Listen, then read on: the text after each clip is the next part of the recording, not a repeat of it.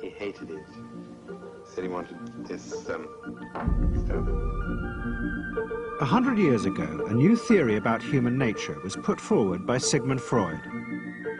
He had discovered, he said, primitive sexual and aggressive forces hidden deep inside the minds of all human beings. Forces which, if not controlled, led individuals and societies to chaos and destruction. This series is about how those in power have used Freud's theories to try and control the dangerous crowd in an age of mass democracy. At the heart of the story is not just Sigmund Freud, but other members of the Freud family.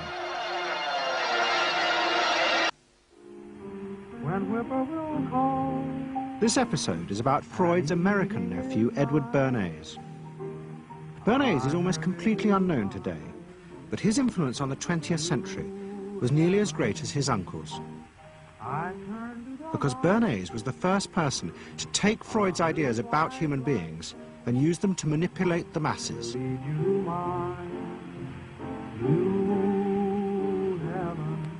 He showed American corporations for the first time how they could make people want things they didn't need by linking mass-produced goods to their unconscious desires.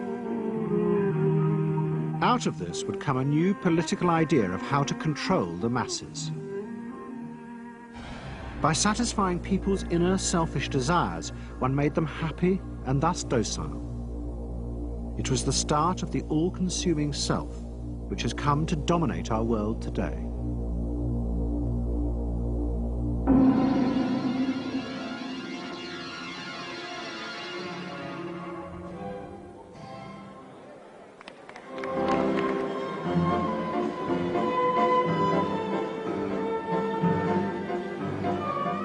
Freud's ideas about how the human mind works have now become an accepted part of society, as have psychoanalysts.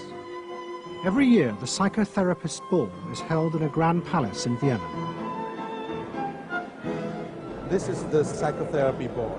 Psychotherapists come, some advanced patients come, or former patients come, and many other people, friends, but also people from the Viennese society who like to go to a nice, elegant, comfortable ball. But it was not always so. 100 years ago, Freud's ideas were hated by Viennese society. At that time, Vienna was the center of a vast empire ruling Central Europe. And to the powerful nobility of the Habsburg court, Freud's ideas were not only embarrassing, but the very idea of examining and analyzing one's inner feelings was a threat to their absolute control. You see, at that time, these people had the power. And of course, you just were not allowed to show your bloody feelings. I mean, you just couldn't. You know, I mean, you couldn't, if you were unhappy, can you imagine, for instance, you sit somewhere in the country in a castle, you are deeply unhappy, you are a woman. You couldn't go to your maid and cry on her shoulders, or you couldn't go into the village and complain, you know, about your feelings. I mean, you couldn't, it was like selling yourself to somebody, you just couldn't, you know, because they had to respect you. Now, of course, Freud, you see, put that thought very much into question, because you see, to examine yourself, you would have to put a lot of other things into question, your society, everything what surrounds you. And that wasn't a good thing at that time. Why not? Because your self-created empire, to a certain extent, would have fallen into bits much earlier already. But what frightened the rulers of the empire even more was Freud's idea that hidden inside all human beings were dangerous instinctual drives. Freud had devised a method he called psychoanalysis. By analyzing dreams and free association, he had unearthed, he said, powerful sexual and aggressive forces which were the remnants of our animal past. Feelings we repressed because they were too dangerous. Freud devised a method for exploring a hidden part of the mind, which we nowadays call the unconscious, which is a part that is totally unknown to our consciousness, that there exists a barrier in all our minds, which prevents these hidden and unwelcome impulses of the unconscious from emerging. Good night.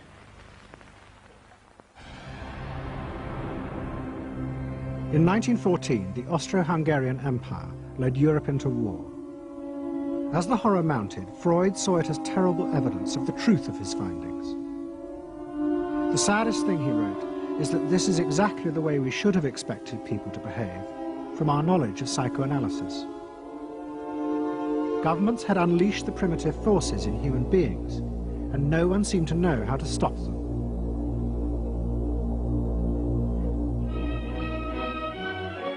At that time, Freud's young nephew, Edward Bernays, was working as a press agent in America. His main client was the world-famous opera singer Caruso, who was touring the United States.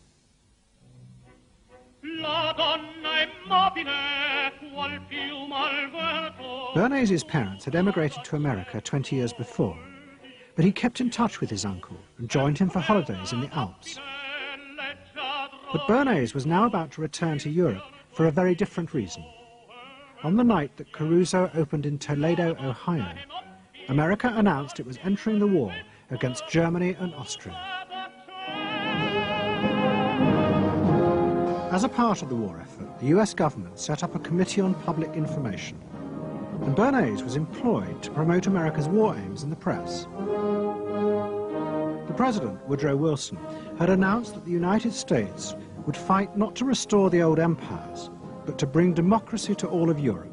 And Bernays proved extremely skillful in promoting this idea, both at home and abroad. And at the end of the war, he was asked to accompany the President to the Paris Peace Conference.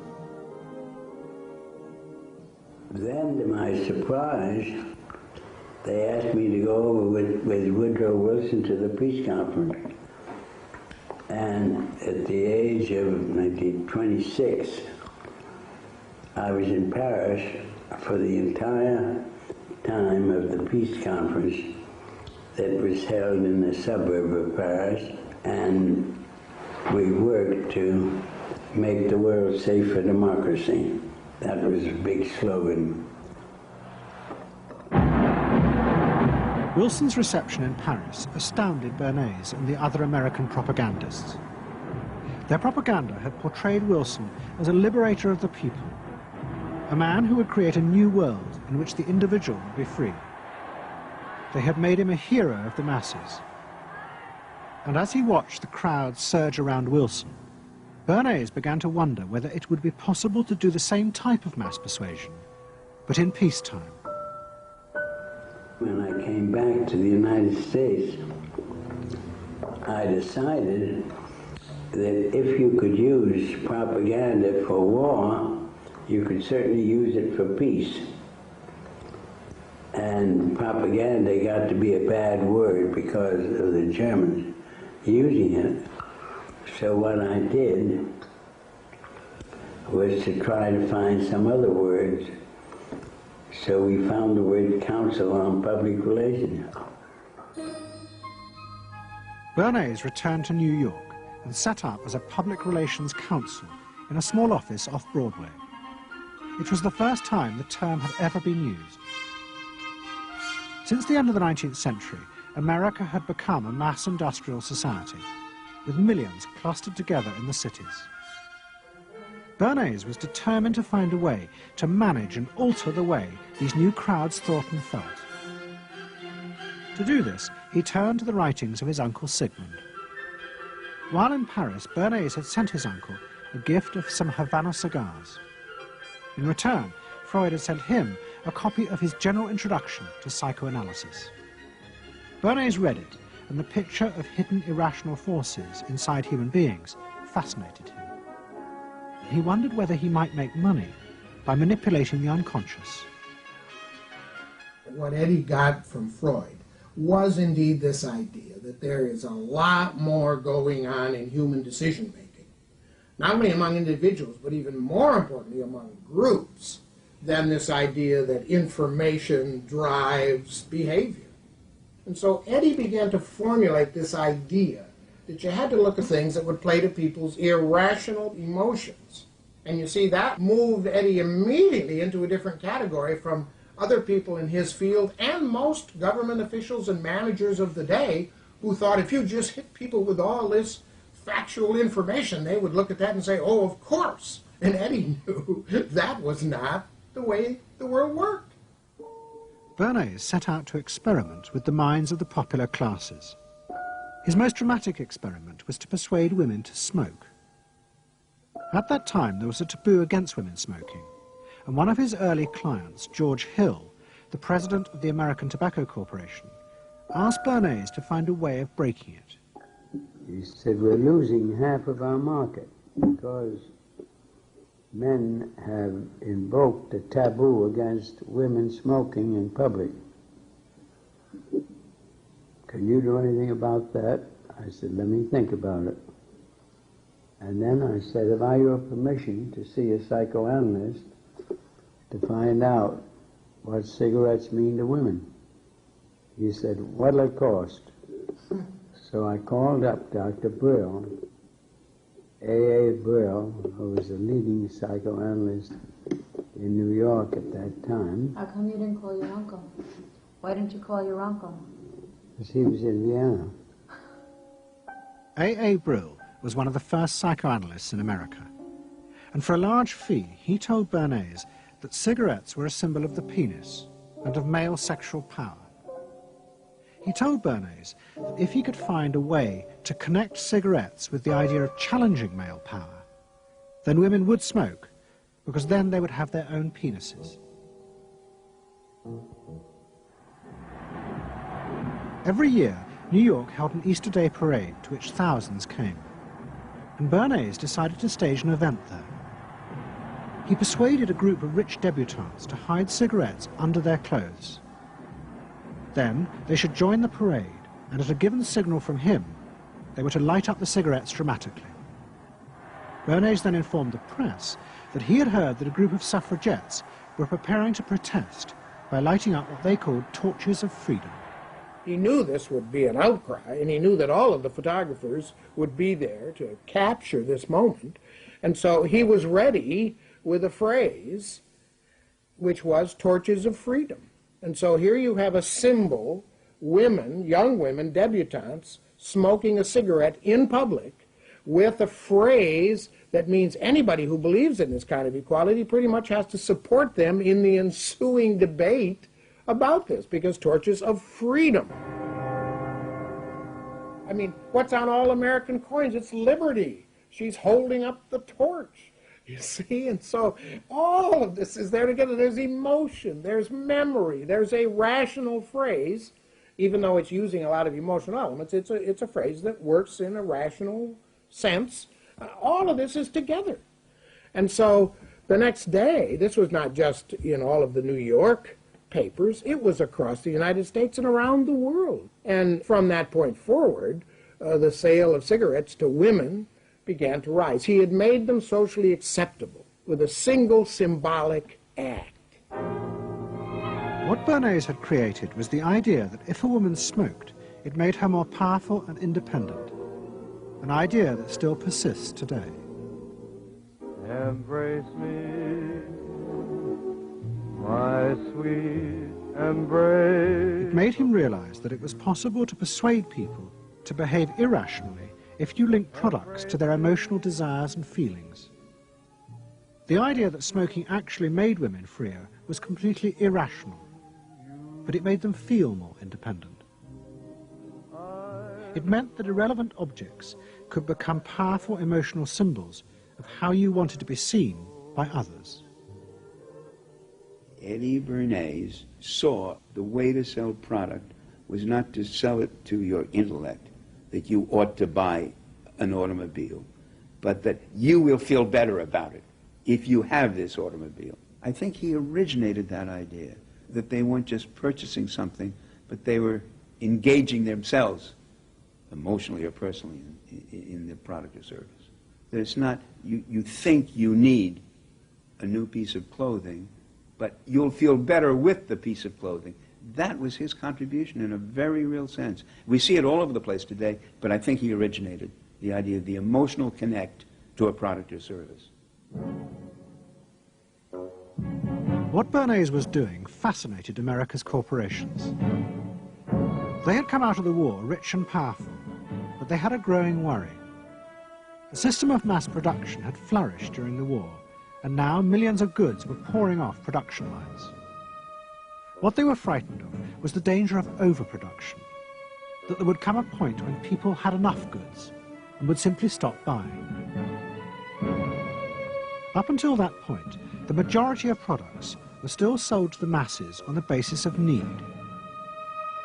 While the rich had long been used to luxury goods, for the millions of working-class Americans, most products were still advertised as necessities. Goods like shoes, stockings, even cars were promoted in functional terms for their durability. The aim of the advertisements was simply to show people the product's practical virtues, nothing more.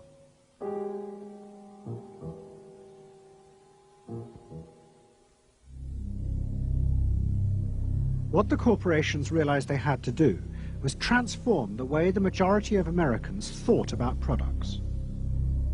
One leading Wall Street banker, Paul Mazur of Lehman Brothers, was clear about what was necessary. We must shift America, he wrote, from a needs to a desires culture. People must be trained to desire, to want new things even before the old have been entirely consumed. We must shape a new mentality in America. Man's desires must overshadow his needs. Prior to that time, there was no American consumer. There was the American worker, and there was the American owner, and they manufactured and they saved and they ate what they had to, and the people shopped for what they needed. And while the very rich may have bought things they didn't need, most people did not. And Mazur envisioned a break with that, where you would have things that you didn't actually need, but you wanted, as opposed to needed.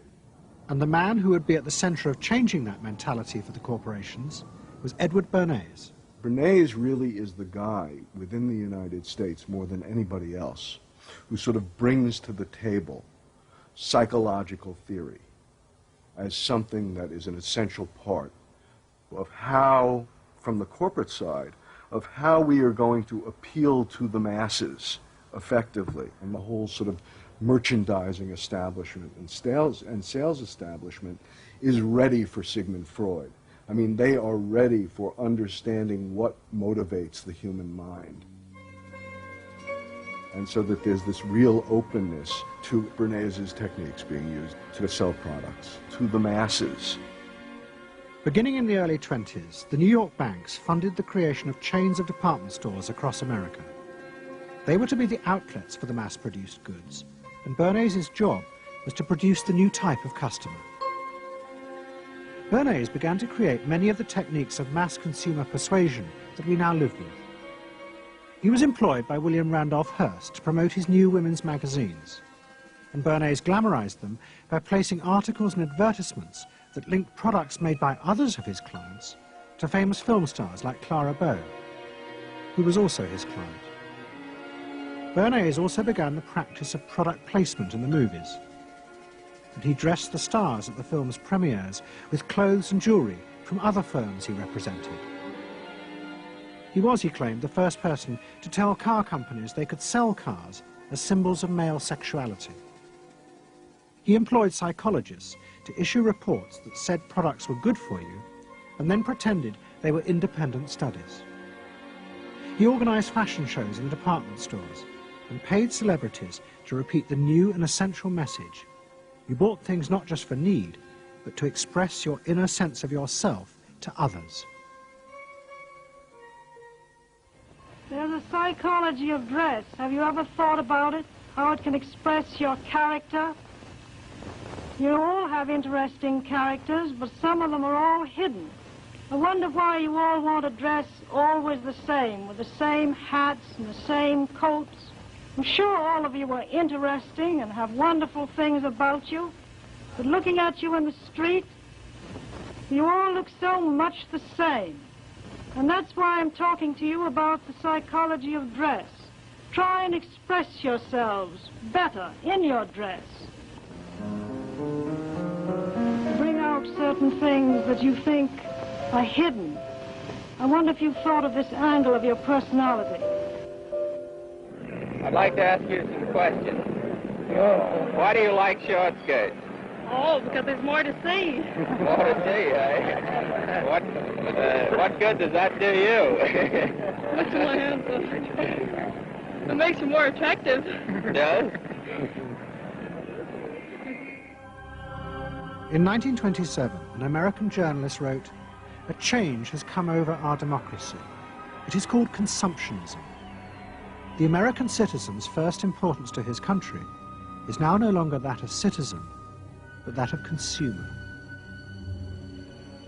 The growing wave of consumerism helped in turn to create a stock market boom. And yet again, Edward Bernays became involved, promoting the novel idea that ordinary people should buy shares, borrowing money from banks he also represented. And yet again, millions followed his advice. He was uniquely knowledgeable about how people in large numbers are going to react to products and ideas and so on. But in political terms, if he were to go out, so I can't imagine that he could get 3 people to stand and listen. Wasn't particularly articulate, was a kind of funny looking, and didn't have any sense of reaching out for people one-on-one. None at all. He didn't think about people in groups of one, thought about people in groups of thousands. So I would have nothing to do with it. Hello? Bernays soon became famous as the man who understood the mind of the crowd. And in 1924, the president contacted him. President Coolidge was a quiet, taciturn man and had become a national joke. The press portrayed him as a dull, humorless figure.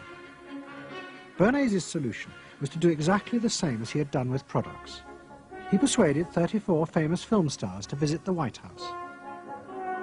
And for the first time, politics became involved with public relations. And I lined up these 34 people, and I'd say, "What's your name?" He'd say, "Al Jolson." I'd say, "Mr. President, Al Jolson." Next day, every newspaper in the United States had a front page story. President Coolidge entertains actors at White House. And the Times had a headline which said, "President nearly laughed." And everybody was happy.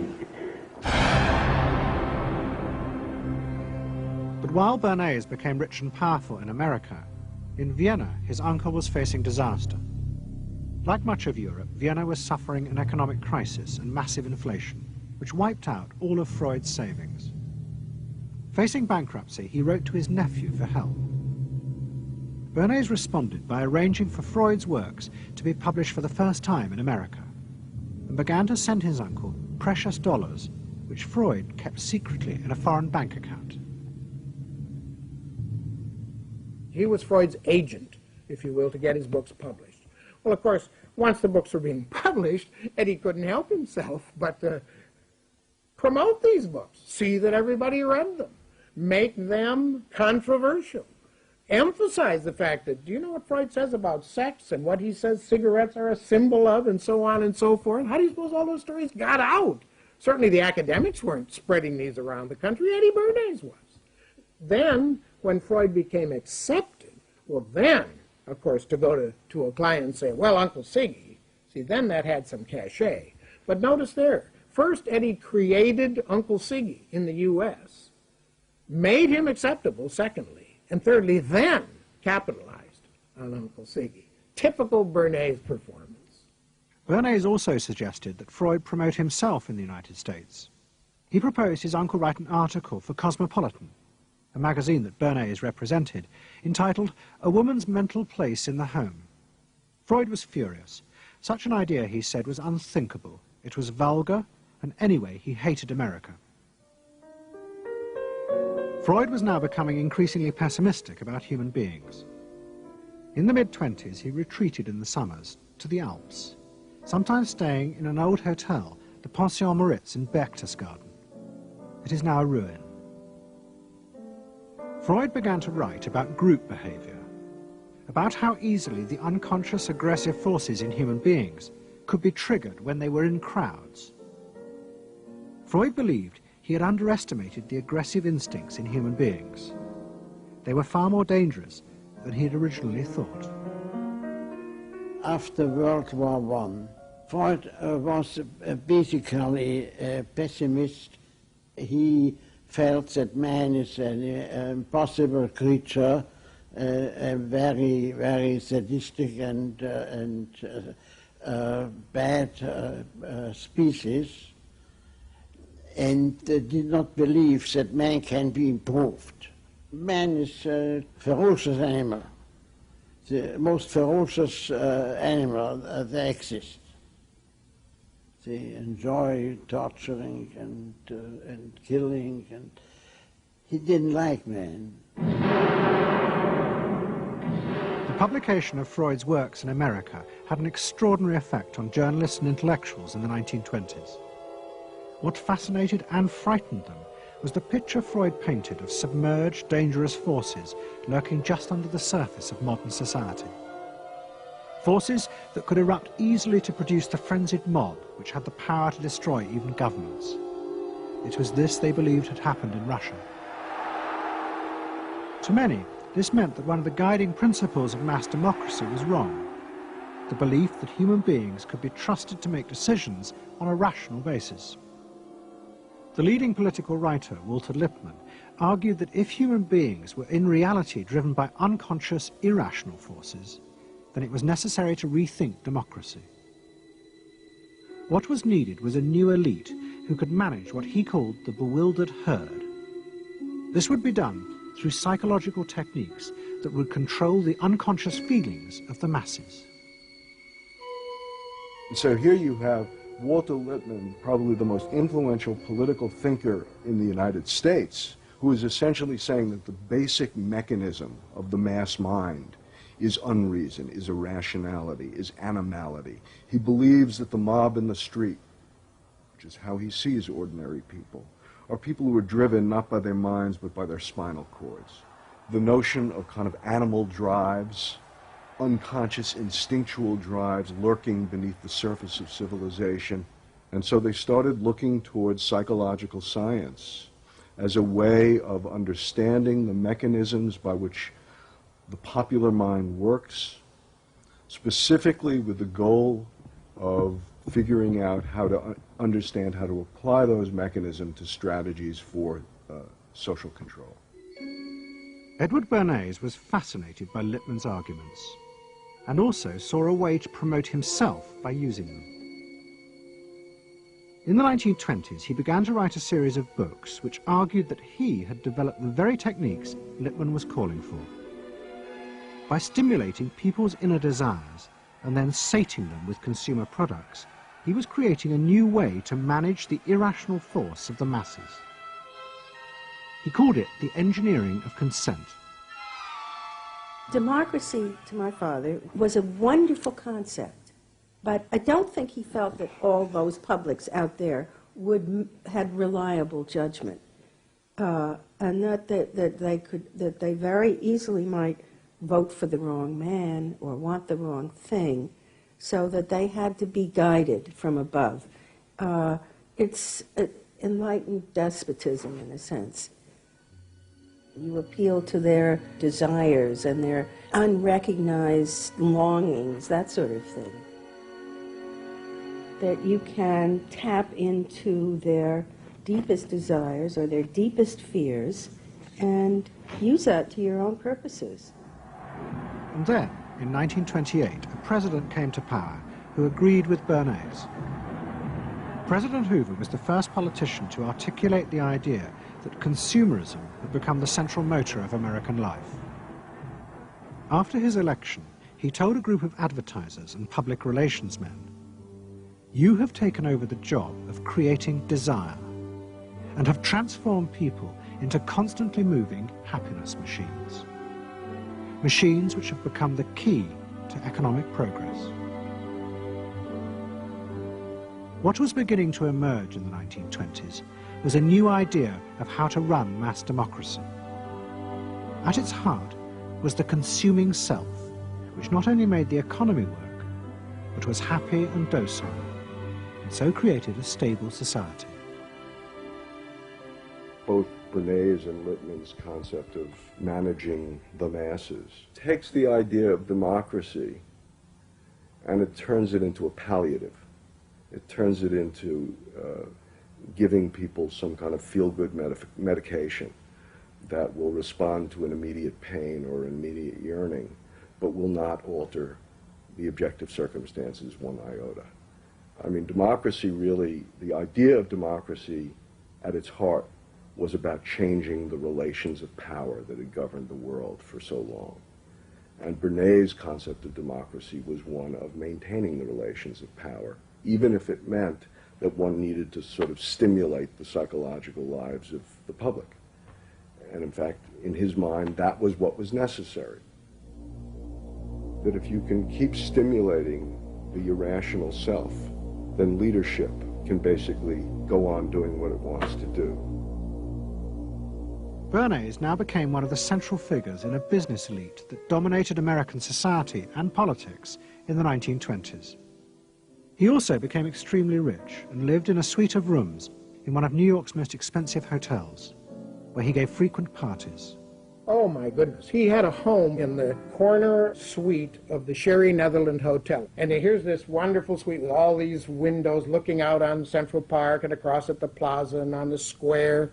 And he would use this place to hold a soiree.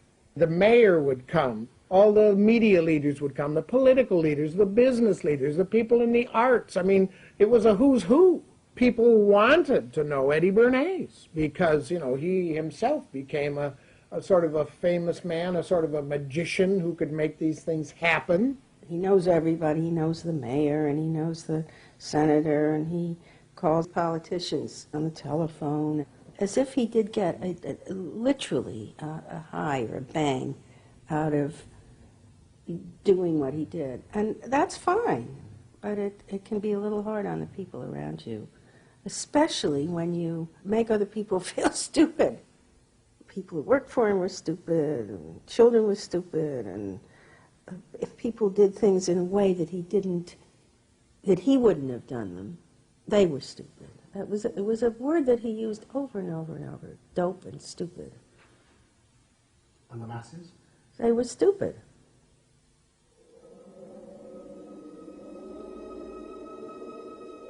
But Bernays' power was about to be destroyed dramatically, and by a type of human irrationality he could do nothing to control. At the end of October 1929, Bernays organised a huge national event to celebrate the 50th anniversary of the invention of the light bulb. President Hoover, the leaders of major corporations, and bankers like John D. Rockefeller were all summoned by Bernays to celebrate the power of American business. But even as they gathered, news came through that shares on the New York Stock Exchange were beginning to fall catastrophically.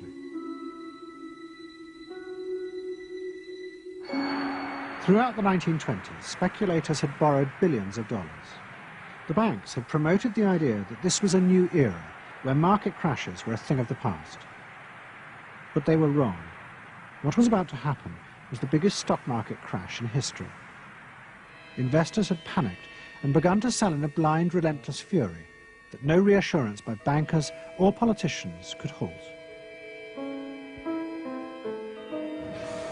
And on the 29th of October 1929, the market collapsed.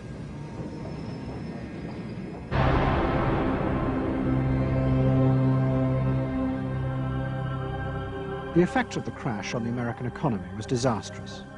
Faced with recession and unemployment, millions of American workers stopped buying goods they didn't need.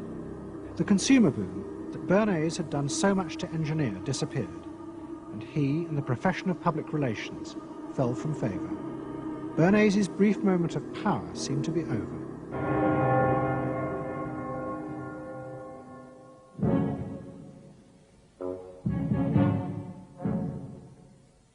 the effect of the Wall Street crash on Europe was also catastrophic.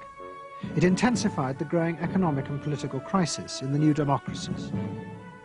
In both Germany and Austria, there were violent street battles between the armed wings of different political parties. Against this backdrop, Freud, who was suffering from cancer of the jaw, retreated yet again to the Alps. He wrote a book called Civilization and Its Discontents. It was a powerful attack on the idea that civilization was an expression of human progress. Instead, Freud argued, civilization had actually been constructed to control the dangerous animal forces inside human beings. What was implicit in Freud's argument was that the ideal of individual freedom, which was at the heart of democracy, was impossible.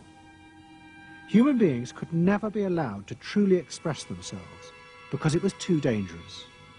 They must always be controlled and would thus always be discontent.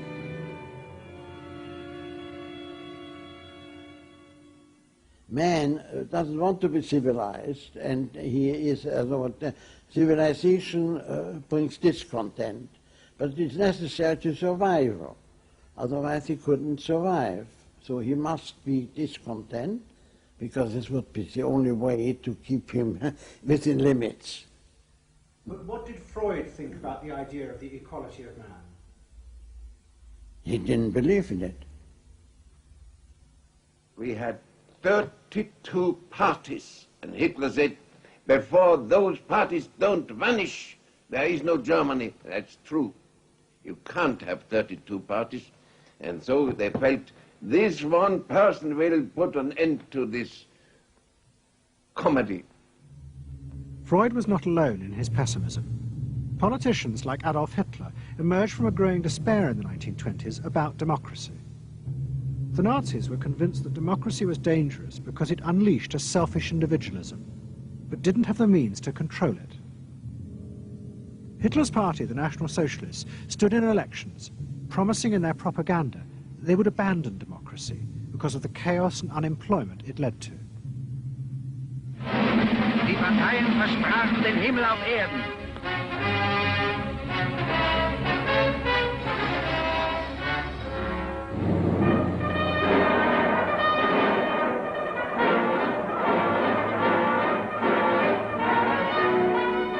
In March 1933, the National Socialists were elected to power in Germany, and they set out to create a society that would control human beings in a different way.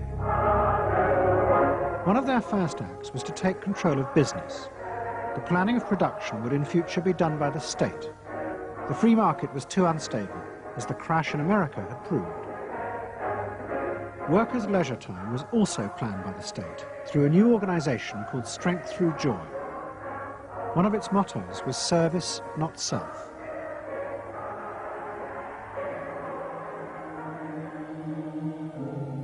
But the Nazis did not see this as a return to an old form of autocratic control. It was a new alternative to democracy, in which the feelings and the desires of the masses would still be central, but they would be channeled in such a way as to bind the nation together. The chief exponent of this was Joseph Goebbels, the Minister of Propaganda. Es mag gut sein, Macht zu besitzen, die auf Gewehren ruht. Besser aber und beglückender ist es, das Herz eines Volkes zu gewinnen und es auch zu behalten.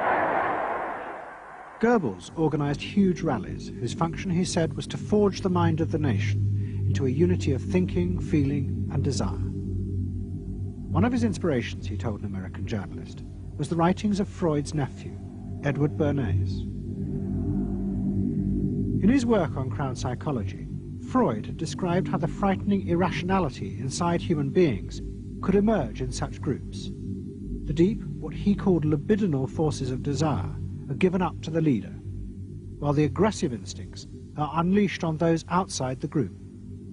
Freud wrote this as a warning, but the Nazis were deliberately encouraging these forces because they believed they could master and control them. Well, Freud was saying that masses are bound by libidinal forces.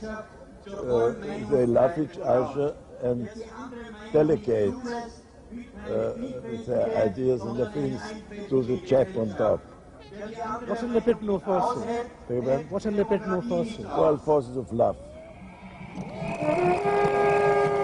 Not hate. No, hate is delegated to the others outside.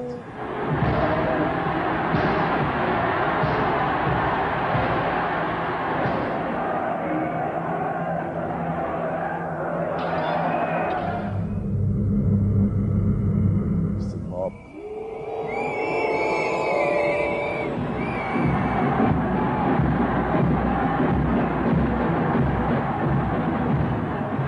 I could see from afar, looking up Wilhelmstrasse towards unter den Linden, how those 100,000 of people, when they passed Hitler, they just became completely delirious. They began to shout these cries I will never get out of my ears. Heil, Sieg, Heil. They demented. And here I got confirmation how those irrational forces, uncontrollable forces in Germany, in the Germans, had erupted, had broken out, were running riot, were departing, marching on.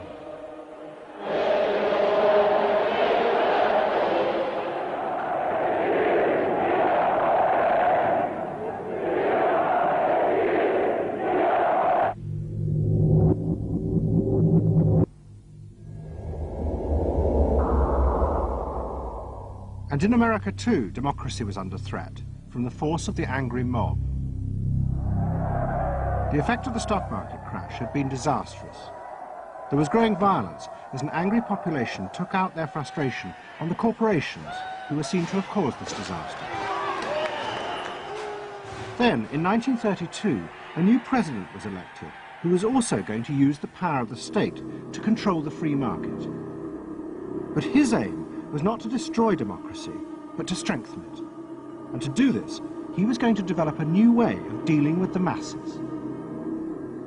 I am prepared, under my constitutional duty, to recommend the measures that a stricken nation in the midst of a stricken world may require. But in the event that the national emergency is still critical, I shall not evade the clear course of duty that will then confront me. I shall ask the Congress for the one remaining instrument to meet the crisis: broad executive power.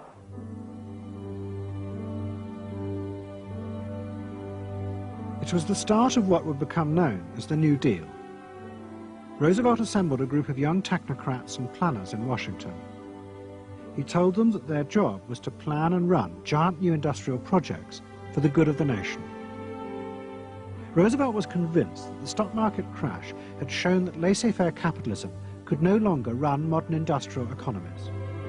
It had become the job of government. Big business was horrified, but the New Deal attracted the admiration of the Nazis, especially Joseph Goebbels.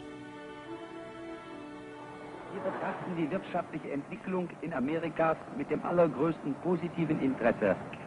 Und wir sind dort der festen Überzeugung, dass Präsident Roosevelt und seine Berater auf dem richtigen Wege sind.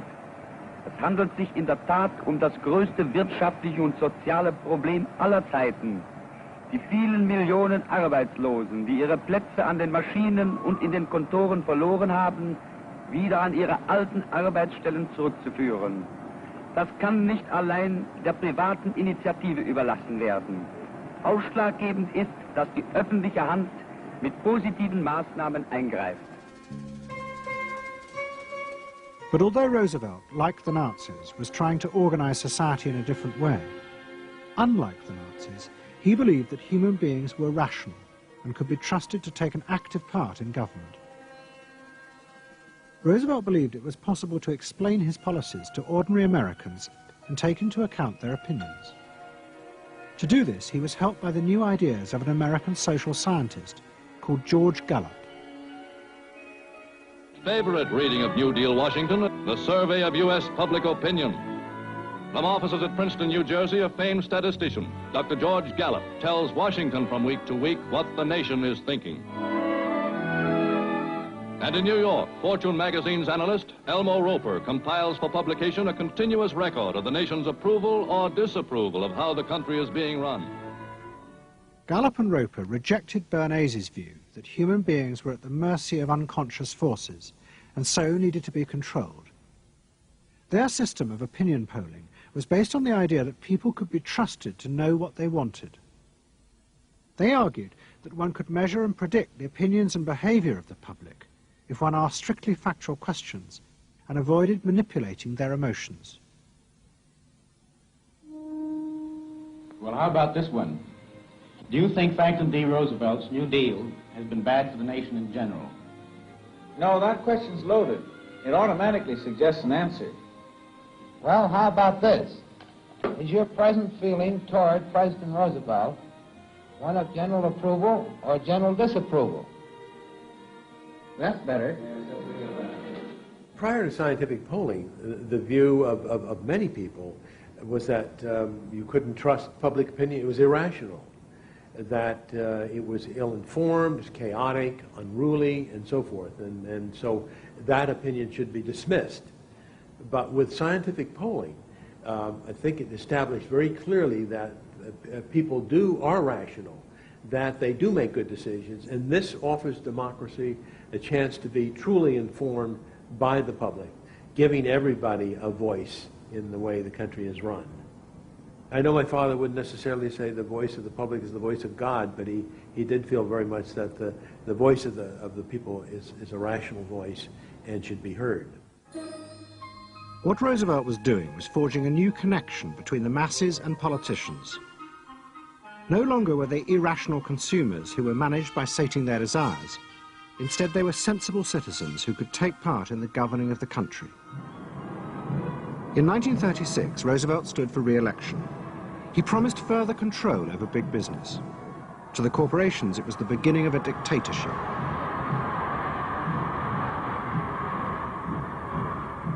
Roosevelt interferes with private enterprise and is running the country into debt for generations to come. The way to get recovery is to let business alone. But Roosevelt was triumphantly re-elected. It looks, my friends, like a real landslide this time. So please let me thank you again and tell you that I hope to see you all very soon and bid you an affectionate good night. Faced with this, business now decided to fight back, to regain power in America. At the heart of the battle would be Edward Bernays and the profession he had invented, public relations. Following that election, business people start to get together and start to carry on discussions, primarily in private, and they start talking to each other about the need to sort of carry on ideological warfare against the New Deal and to sort of reassert the sort of connectedness between the idea of democracy on the one hand and the idea of privately owned business on the other. And so, under the umbrella of an organization which still exists, which is called the National Association of Manufacturers, and whose membership included all of the major corporations of the United States, a campaign is launched explicitly designed to create emotional attachments between the public and big business. It's Bernays' techniques being used on a grand scale.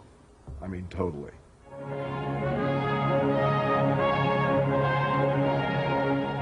General Motors' Parade of Progress, traveling the high roads and by roads of America, bringing to millions of Americans in their own hometown the fascinating story behind modern industry, showing... The campaign set out to show dramatically that it was business, not politicians, who had created modern America. Better mode of living for all of us. Bernays was an advisor to General Motors, but he was no longer alone. The industry he had founded now flourished as hundreds of public relations advisors organized a vast campaign. They not only used advertisements and billboards, but managed to insinuate their message into the editorial pages of the newspapers. It became a bitter fight. In response to the campaign, the government made films that warned of the unscrupulous manipulation of the press by big business. And the central villain was the new figure of the public relations man. They tried to achieve their ends by working entirely behind the scenes, corrupting and deceiving the public. The aims of such groups may be either good or bad, so far as the public interest is concerned, but their methods are a grave danger to democratic institutions. The films also showed how the responsible citizen could monitor the press themselves. They could create a chart that analyzed the reporting for signs of hidden bias. But such earnest instruction was to be no match for the powerful imagination of Edward Bernays. He was about to help create a vision of the utopia that free market capitalism would build in America if it was unleashed.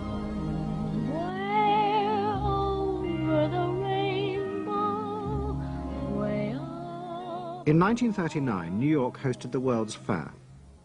Edward Bernays was a central advisor. He insisted that the theme be the link between democracy and American business.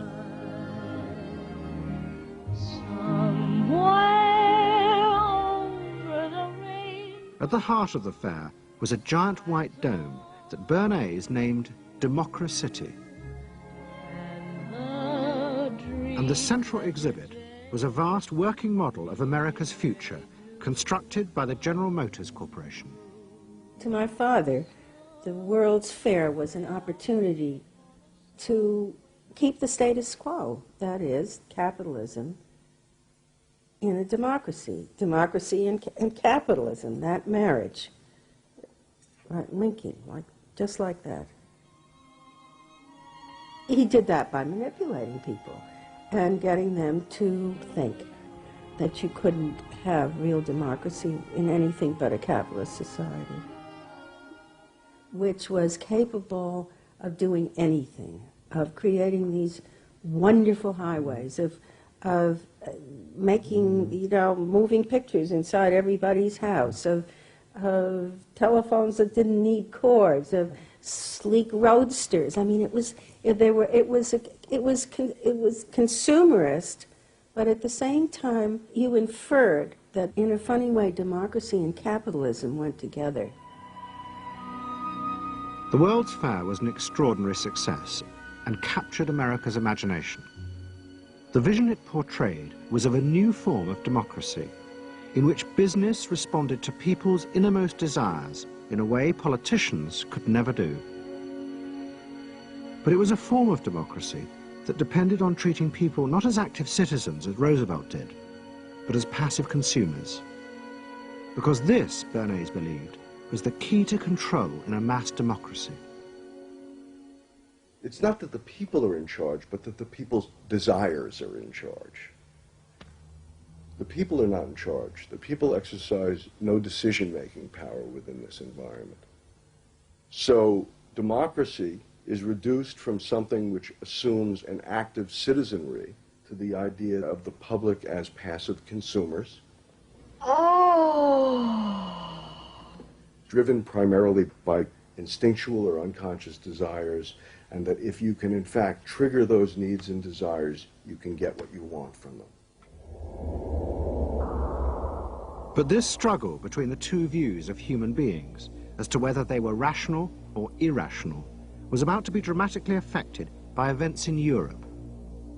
Events that would also change the fortunes of the Freud family. In March 1938, the Nazis annexed Austria. It was called the Anschluss. Hitler arrived in Vienna to an extraordinary outpouring of mass adulation. But even as he drove through the city, behind the scenes, the Nazis were systematically whipping up and unleashing the hatred of the crowd against the enemies of the new Greater Germany. The Anschluss was a kind of explosion of terrible hatred against the enemies, so-called enemies, or whatever they considered enemies, against the Jews totally, and also against a lot of very decent Austrians who had opposed the Nazis in Austria. They said it's legitimate, now you can do what you want, so they did it. Stealing, robbing and killing, I can't say it otherwise. And human depravity, of course, is always very near to normal behavior. It can change very quickly.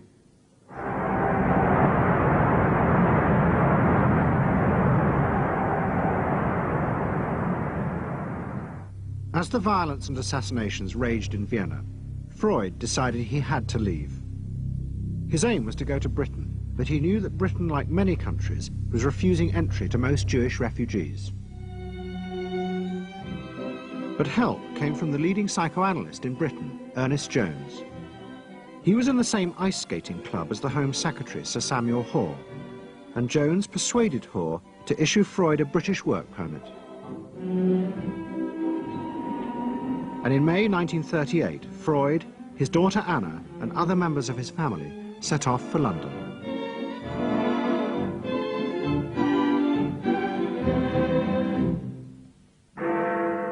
Freud arrived in London as Britain was preparing for war, and he settled with his daughter Anna in a house in Hampstead.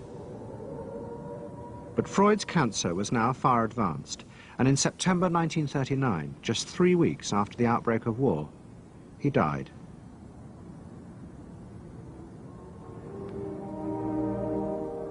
The Second World War would utterly transform the way governments saw democracy and the people they governed.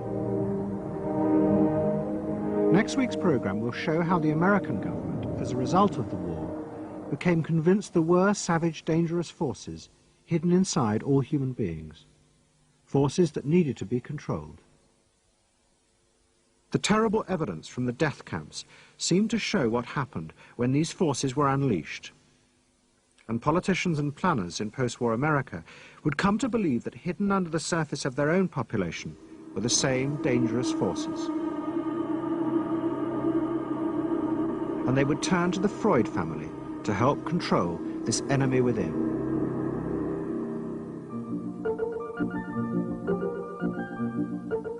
And ever adaptable, Edward Bernays would work not just for the American government, but the CIA.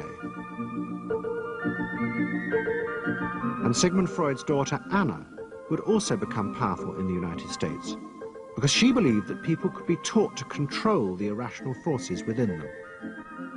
Out of this would come vast government programs to manage the inner psychological life of the masses.